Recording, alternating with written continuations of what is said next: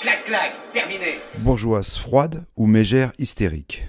Stéphane Audran, né Colette d'Acheville le 8 novembre 1932 à Versailles, a joué sur les deux tableaux durant sa longue carrière, avec un égal bonheur.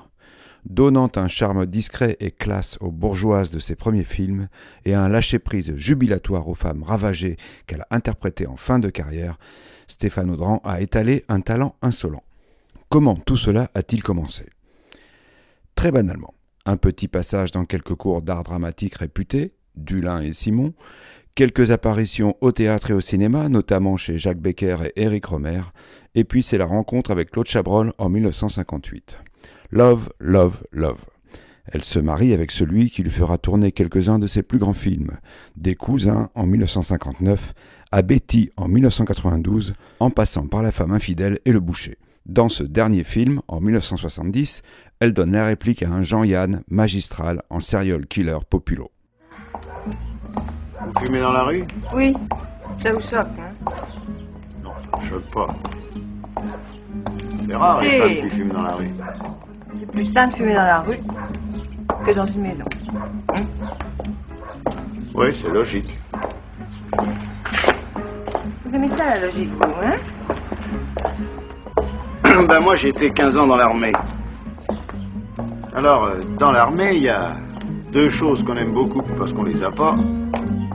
C'est la logique et la liberté. Hein? Ah oui. Ouais. Les années 70 sont généreuses avec l'actrice. Elle tourne notamment quelques films à l'étranger, La dame dans l'auto avec des lunettes et un fusil d'Anatole Litvak ou Banco à Las Vegas d'Ivan Passer. Rien d'inoubliable, mais quand même.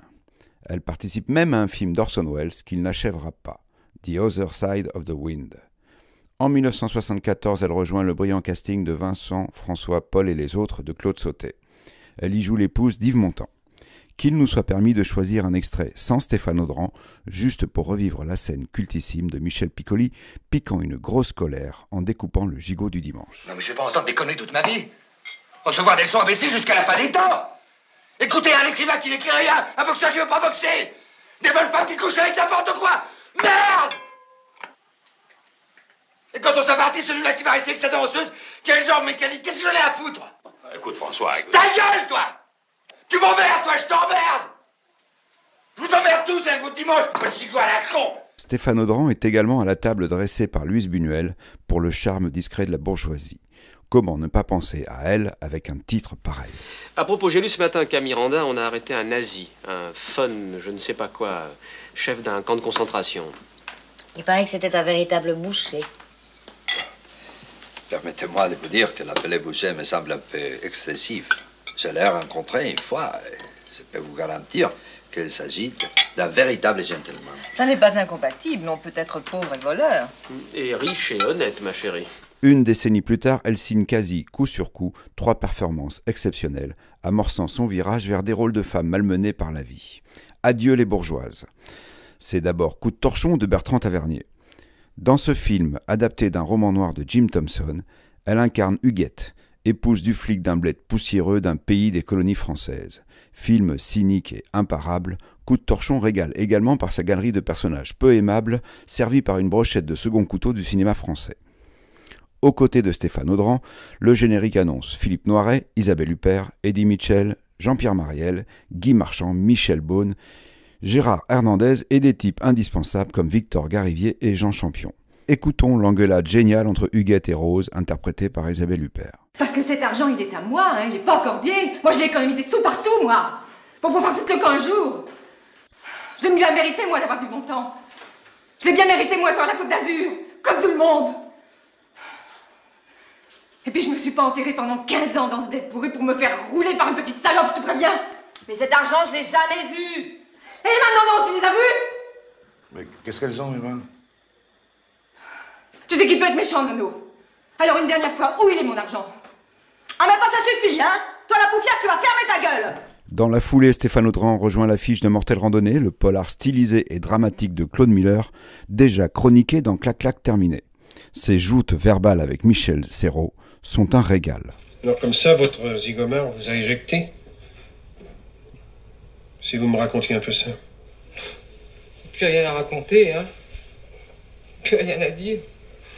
Toute la nuit, j'ai cogné à sa porte à coups de pied, à coups de tête. Tiens, il n'a pas voulu m'ouvrir. Il m'a dit de me barrer. Il m'a pas dit que ça. Il m'a dit t'es vieille, tu pues. Il m'a même dit t'es moche. C'est vrai. Vous êtes extraordinairement moche. 1 an plus tard, elle donne la réplique à Patrick Devers dans le dernier film de ce dernier. C'est Paradis pour tous d'Alain Gessua, une farce vacharde sur l'injonction au bonheur, y compris sous emprise médicamenteuse.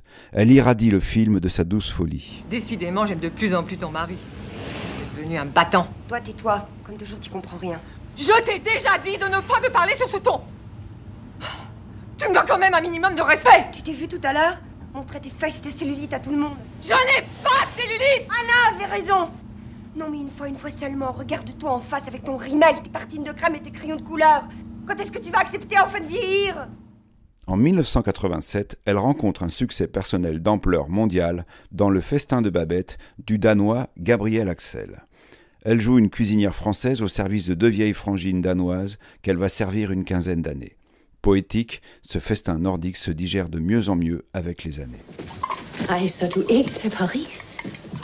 Jeg har ikke noget at vende til, Bertil. Alle er de borte. Og jeg har ikke en penge. Stéphane Audran décède le 27 mars 2018 à 85 ans. C'est peu dire que son physique, son aura, son jeu particulier n'ont pas été remplacés. Une sorte de Charles Denner au féminin.